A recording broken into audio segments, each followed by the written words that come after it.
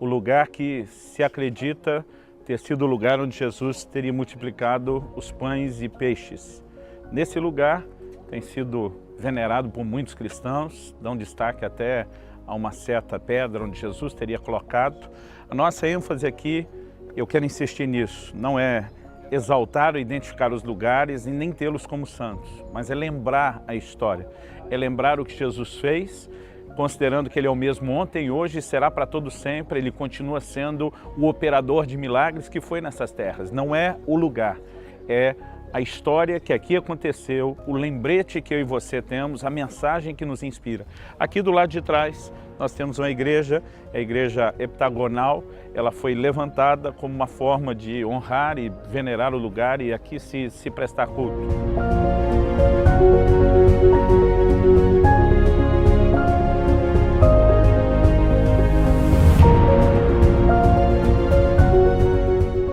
Gente, algo interessante que nós temos aqui em Itábiga é uma antiga prensa para se fazer o azeite. Você colocava as azeitonas aqui e rolava essa pedra em cima para poder conseguir extrair o azeite, né, o óleo da oliva. Isso também nos passa uma mensagem interessante, que a unção ela tem muito a ver também com o quebrantamento. Muitas vezes Deus nos permite passar por situações onde nós somos literalmente prensados e Ele consegue extrair o melhor de nós.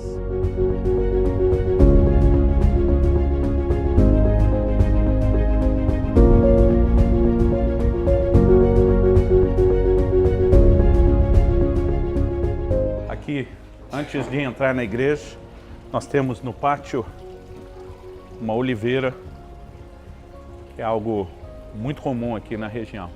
Ali dentro nós temos a chamada Igreja da Multiplicação.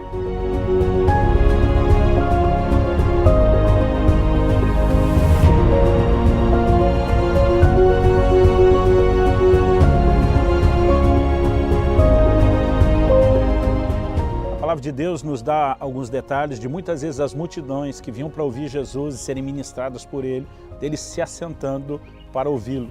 Até porque era muito tempo. Eles não tinham essa facilidade, um conforto de um banquinho como esse, mas algo que a Bíblia nos fala, por exemplo, por ocasião da multiplicação de pães em Itábiga, é que Jesus os fez assentar sob a relva verde.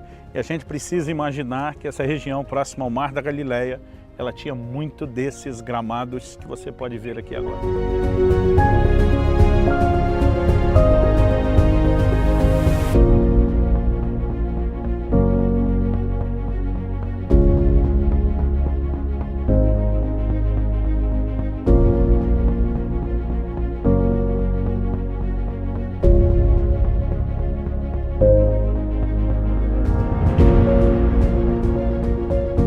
Independente de ser ou não o lugar certo e preciso onde aconteceu, algo que a gente pode dizer, se a precisão não é exata, nós estamos muito perto. O cenário não é muito diferente daquilo que o Senhor Jesus teve e lidou. E é emocionante estar num lugar desse. Não acredito que ele seja mais sagrado do que outros, mas nos ajuda a ambientar-nos melhor, com uma consciência talvez mais clara do que era os cenários, as distâncias de onde Jesus falou e aonde Ele ensinou.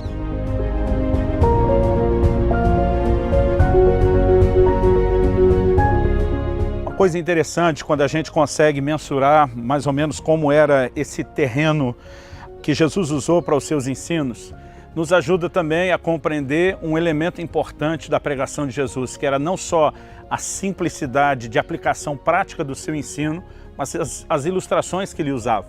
Quando ele dizia, olhe para as aves do céu, ele estava falando de um ambiente onde as pessoas conseguiam ver isso.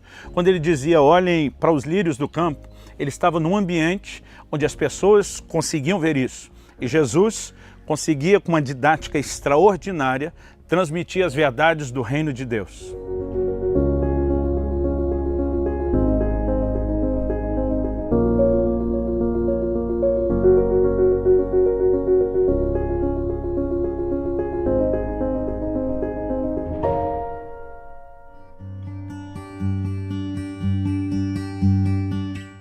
Evangelho de Mateus, no capítulo 6, a partir do versículo 25 até o versículo 34, nós lemos a seguinte declaração parte do ensino de Jesus no que chamamos o Sermão do Monte ou da Montanha.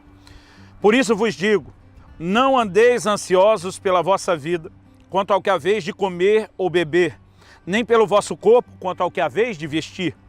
Não é a vida mais do que o alimento, e o corpo mais do que as vestes?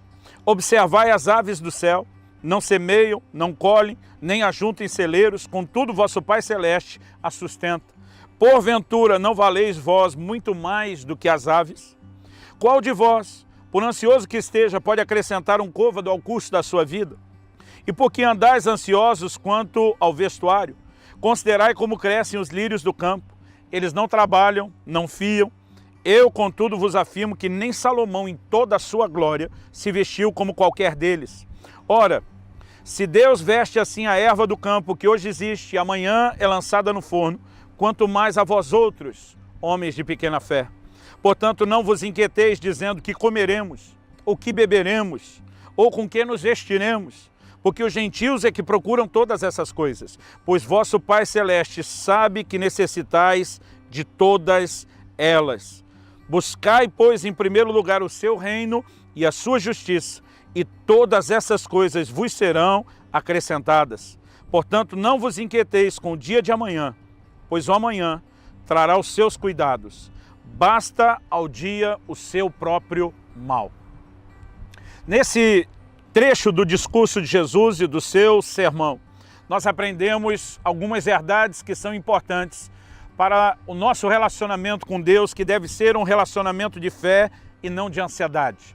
Eu quero usar essa frase de Jesus sobre não andarmos ansiosos. A declaração dele é muito clara, é muito específica. Não andeis ansiosos.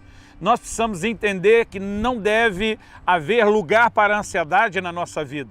O que deve haver é a confiança. Jesus fala daqueles que estão em ansiedade e ele os relaciona como homens de pequena fé. E nós precisamos entender que se o justo viverá da fé, se todo o nosso relacionamento com Deus é baseado em fé e a ansiedade, ela trabalha na contramão da fé, nós não podemos andar em ansiedade. Precisamos aprender a andar em fé. Mas para que a gente entenda essa declaração do Senhor Jesus, em primeiro lugar, nós precisamos reconhecer algumas verdades. A primeira delas é que a ansiedade ou estar ansioso não resolve absolutamente nada. O Senhor Jesus diz: qual de vocês, por mais ansioso que esteja, pode acrescentar um côvado ao curso da sua vida? O côvado era uma medida de aproximadamente meio metro. Alguns, às vezes, diziam que era a distância do cotovelo até a ponta da mão. O Senhor está dizendo, na sua jornada, na sua caminhada, sua ansiedade não vai acrescentar sequer meio metro nessa sua caminhada. Ou seja, Jesus está dizendo, a ansiedade é inútil. Agora, entenda, ele não está dizendo que nós não temos responsabilidades. São duas coisas completamente diferentes. Eu posso viver consciente da minha responsabilidade sem ser oprimido pela ansiedade. Quando falo de responsabilidade é porque a palavra de Deus nos ensina a fazer a nossa parte. Jesus não está dizendo que a semelhança do lírio, do campo ou das aves a gente não precisa trabalhar. Está dizendo, se eles que nem trabalham, têm o Pai que cuida deles, tem uma brevidade de vida. A erva existe hoje, é lançada no forno amanhã e diz, vocês valem muito mais do que eles. Jesus está dizendo, se a natureza chama a atenção de Deus, se animais e plantas são importantes aos olhos de Deus e tem o valor de Deus dar a eles o devido cuidado, Jesus está dizendo, quanto mais vocês, que foram criados por Deus, a sua imagem e semelhança, para refletir e manifestar Deus e a sua natureza na terra. No entanto, é importante que a gente faça uma distinção. As aves não trabalham porque nunca receberam a ordem e o comissionamento de trabalhar.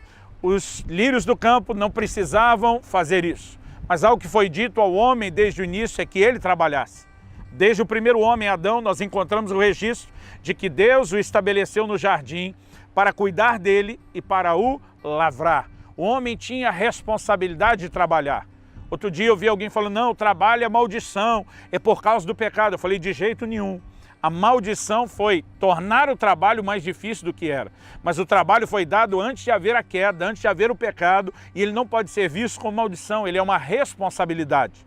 A palavra do Senhor nos declara em 1 Timóteo, no capítulo 5 e no versículo 8, que se alguém não cuida dos seus, negou a fé e é pior do que o incrédulo. O que nós aprendemos com isso é que temos responsabilidade.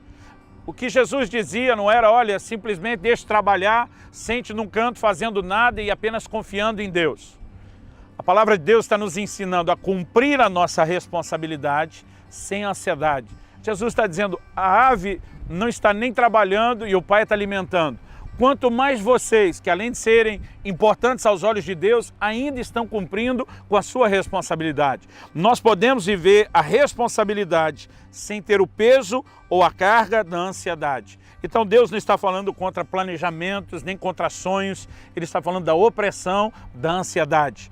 Em segundo lugar, nós precisamos entender que o ato de ansiedade chama toda a responsabilidade do sustento, de alcançarmos aquilo que precisamos e às vezes mais do que precisamos, o que sonhamos, somente por nós mesmos. A ansiedade tira a confiança em Deus e coloca somente em mim, no meu trabalho, no meu desempenho, como se tudo dependesse só de mim. Coloca sobre mim, sobre nós, a única responsabilidade de produzir resultados. E a fé, ela nos leva a um lugar onde mesmo quando a gente cumpre a nossa responsabilidade, a gente sabe que pode contar com a ação de Deus. Vamos ver alguns textos da palavra de Deus que estão alinhados com o que Jesus falou. Filipenses capítulo 4, versículos 6 e 7. Paulo diz, não andeis ansiosos de coisa alguma. Além dele repetir o que Jesus falou de não andar ansioso, ele diz de coisa nenhuma. Não é para ficar ansioso pelo que come, pelo que veste, onde dorme, por coisa nenhuma na sua vida. Ele continua, em tudo, porém, sejam conhecidas diante de Deus as vossas petições, pela oração e súplica com ações de graças. Então ele diz, e a paz de Deus, isso é o oposto da ansiedade, a paz que excede todo entendimento, guardará o vosso coração e a vossa mente em Cristo Jesus. Quanta gente tem sido oprimida, massacrada, destruída pela ansiedade, quando poderia estar vivendo a paz de Deus. A paz que se obtém quando fazemos de Deus a nossa fonte, quando reconhecemos que não podemos conseguir tudo sozinho, que mesmo cumprindo a nossa responsabilidade podemos confiar para que Deus nos leve além dos resultados que teríamos fazendo a nossa parte. Sim, é isso mesmo. A nossa fé e confiança não é sentar para fazer nada, deixando de cumprir a nossa responsabilidade, mas também só cumprir a responsabilidade, esperando que vamos alcançar tudo sozinhos, exclui Deus. Uma atitude exclui a nossa responsabilidade, a outra exclui Deus. Há um lugar de equilíbrio onde combinamos as duas coisas. No Salmo 127, versículos 1 e 2, nós lemos, se o Senhor não edificar a casa, em vão trabalham os que edificam. Se o Senhor não guardar a cidade, em vão vigia a sentinela. Inútil vos será levantar de madrugada, repousar tarde, comer o pão que penosamente granjeastes, pois aos seus amados ele o dá enquanto dorme. A palavra de Deus não está dizendo que não deve haver sentinelas na cidade. Está dizendo que se Deus não guardar, o trabalho do sentinela é inútil. Agora, não é porque podemos contar com Deus que a gente deixa de ter sentinela. A Bíblia está dizendo, se o Senhor não edificar a casa, em vão trabalham aqueles que edificam. Não significa que nós não temos a nossa responsabilidade na edificação da casa. E aqui não falo só de construir o lugar onde mora, mas a família. Mas nós devemos contar com a participação de Deus. Fazemos a nossa parte crendo que haverá também a cooperação e a participação de Deus. Vamos voltar na responsabilidade de trabalhar para produzir sustento. O texto diz, inútil vos será levantar de madrugada, cedo, repousar tarde, que é trabalhar de sol a sol, comer o pão que penosamente granjeastes. Aos seus amados ele dá enquanto dorme. Deus está dizendo, eu quero te levar além do fruto do seu próprio esforço. Eu quero te fazer chegar num lugar que você não chegaria sozinho, que você não alcançaria só pelo seu esforço, pela sua dedicação ou pelo cumprimento da sua responsabilidade. É disso que Deus está falando. Em Deuteronômio, no capítulo 8, no versículo 18, a Bíblia diz, não digas, pois, no teu coração, a minha força e o poder do meu braço me adquiriram essas riquezas. Antes te lembrarás do Senhor teu Deus, porque Ele é o que te dá força para adquirir as riquezas, para confirmar a sua aliança que, sob juramento, prometeu a teus pais, como hoje se vê. O Senhor está dizendo, não fique achando que foi você. Quando você tiver prosperado, é lógico que você fez a sua parte, mas Deus está dizendo, não se ache. Não foi só o cumprimento da sua responsabilidade, foi minha graça, foi o meu favor, foi a minha cooperação. Não andar ansioso significa não deixar de cumprir minha responsabilidade, mas ao mesmo tempo confiar na graça, no favor de Deus e naquilo que Ele deseja fazer. Agora, quando Jesus está falando sobre ansiedade, Ele está falando principalmente sobre alguém que exclui Deus, não só da sua proteção, do seu sustento, mas coloca toda a sua energia num estilo de vida, como se o seu sustento e sobrevivência dependesse só de si e ele viver somente para essas coisas. Quando Jesus diz, busque em primeiro lugar o reino, Ele está dizendo, valorize aquilo que é importante na perspectiva espiritual. Valorize aquilo que é eterno. Não viva apenas para acumular tesouros na terra. Separe parte do seu tempo para juntar tesouros no céu, mesmo que talvez isso signifique ter um pouco menos aqui na terra do que você gostaria de ter.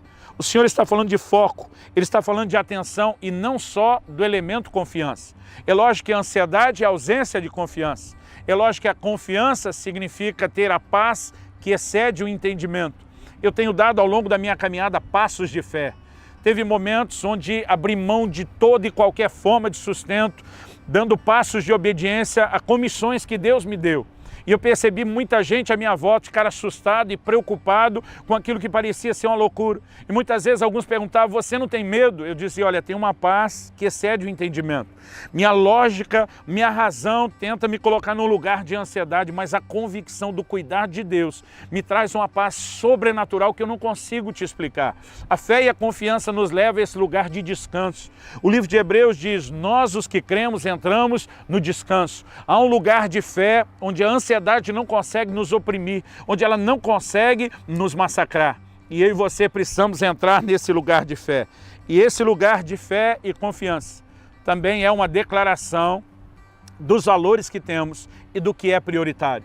Quando temos a capacidade de confiar em Deus, porque estamos colocando o reino em primeiro lugar, nós vamos entender duas coisas. Em primeiro lugar, Jesus está dizendo, vocês valem mais.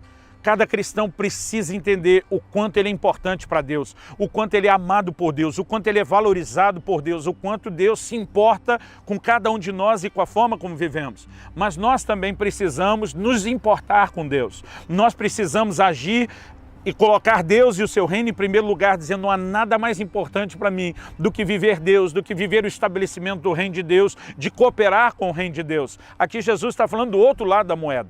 Não é só aquela onde nós somos valorizados, mas é aquela onde nós também valorizamos Deus e o reino, dizendo eu concentro forças e energia sem medo de que a minha dedicação a Deus e o reino vá fazer com que me falte qualquer outra coisa. Quando Jesus diz, busque em primeiro lugar o reino de Deus e a sua justiça, e as demais coisas vos serão acrescentadas. Eu gosto de usar uma frase, que quando a prioridade é o reino, o resto vem a reboque. Há coisas que o Senhor simplesmente vai nos acrescentar. Eu tenho vivido na minha vida, na história da minha família, esses acréscimos. Eu tenho vivido intervenções de Deus. Eu tenho vivido a bênção e o favor de Deus me levando a ter, alcançar e usufruir coisas que talvez eu nunca teria conseguido se me dedicar só a isso. Mas enquanto cuidava dos interesses dele, eu pude ver em contrapartida Deus também cuidando dos meus interesses. Nós precisamos entrar nesse lugar de fé e de confiança. A palavra de Deus diz no livro de Isaías, eu quero encerrar essa meditação com esse texto. No capítulo 26 do livro de Isaías, nós lemos nos versículos 3 e 4 a seguinte declaração. Tu, Senhor, conservarás em perfeita paz aquele cujo propósito é firme, porque ele confia em ti. Confiai no Senhor perpetuamente, porque o Senhor Deus é uma rocha eterna. O versículo 5 continua a mensagem, mas até o 4 nós temos uma mensagem de que há uma confiança em Deus que nos coloca numa rocha, num lugar estável, no lugar onde estamos guardados e protegidos. E o versículo 3 diz que o Senhor conservará em perfeita paz. Assim como Paulo diz, e a paz de Deus que excede todo o vosso entendimento vai se manifestar, depois que em vez de você ficar ansioso, foi a Deus em oração e confiança. Aqui também, Deus está relacionando uma paz que se manifesta para aquele cujo propósito é firme. A determinação de amar a Deus, de obedecê-lo, de fazer de Deus e do seu reino a prioridade. Quando temos essa firmeza de propósito e confiança, então seremos guardados em paz. em vez de ser massacrados pela ansiedade. Nos próximos minutos, teremos uma conversa de aplicação prática dessas verdades que você ouviu. Fique conosco.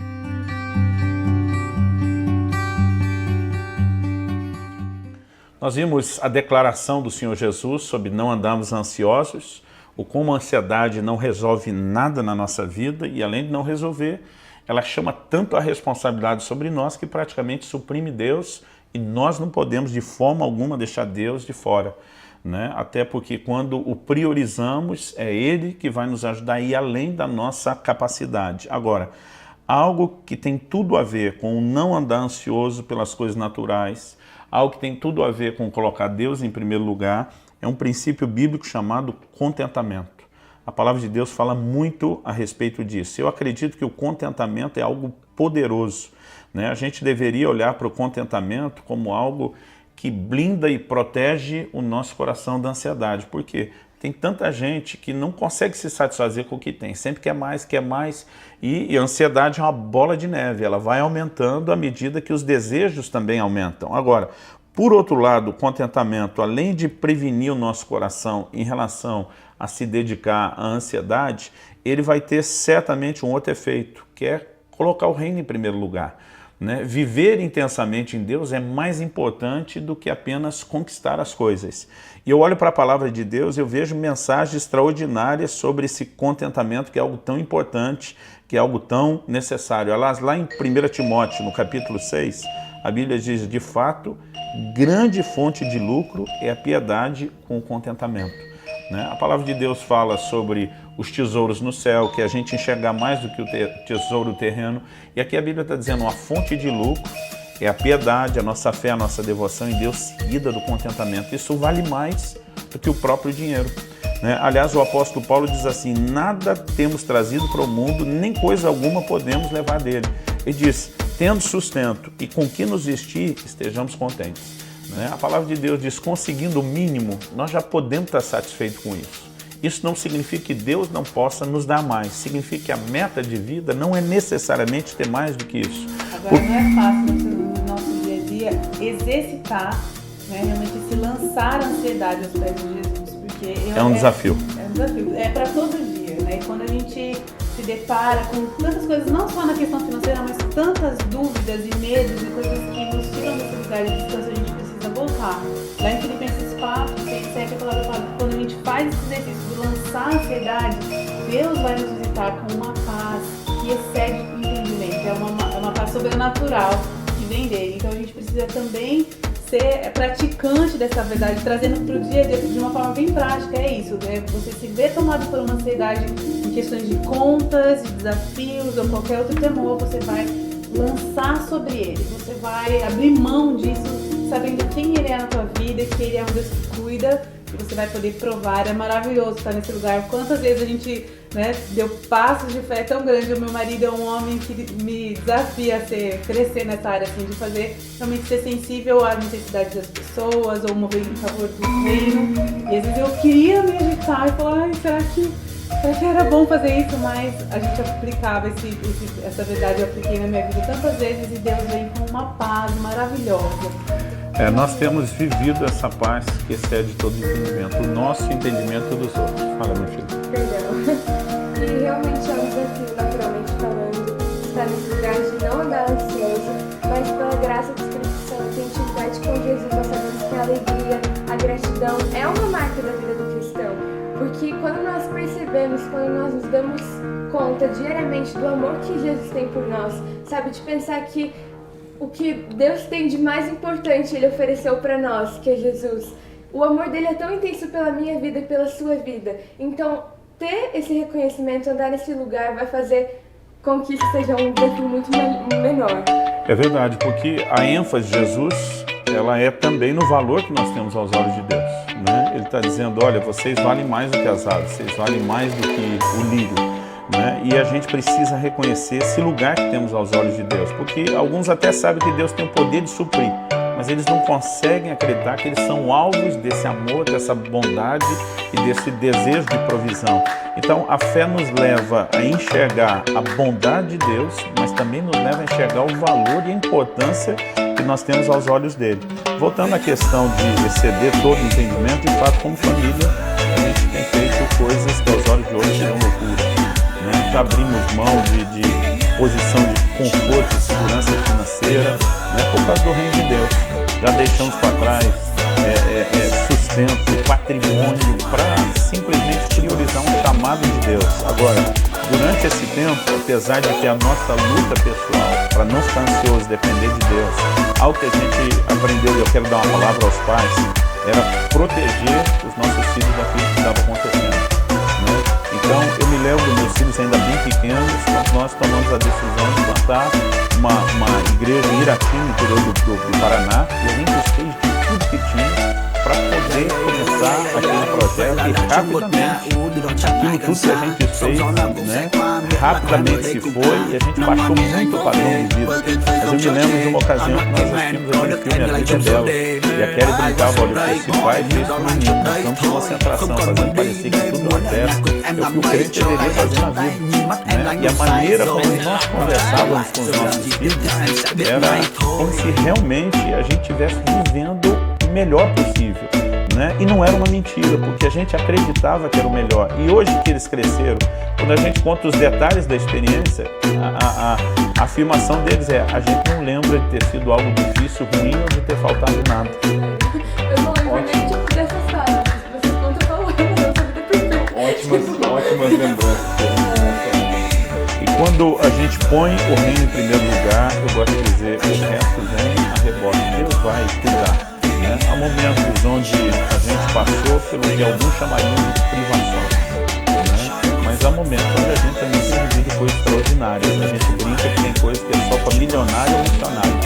E já que a gente é milionário, a gente acaba às vezes vivendo a condição de missionário. Agora, mesmo que isso não acontecesse também o tempo todo, a gente estaria feliz e satisfeito que quando o coração está em Deus e no reino, independe as circunstâncias, a nossa alegria, o nosso preenchimento é Deus.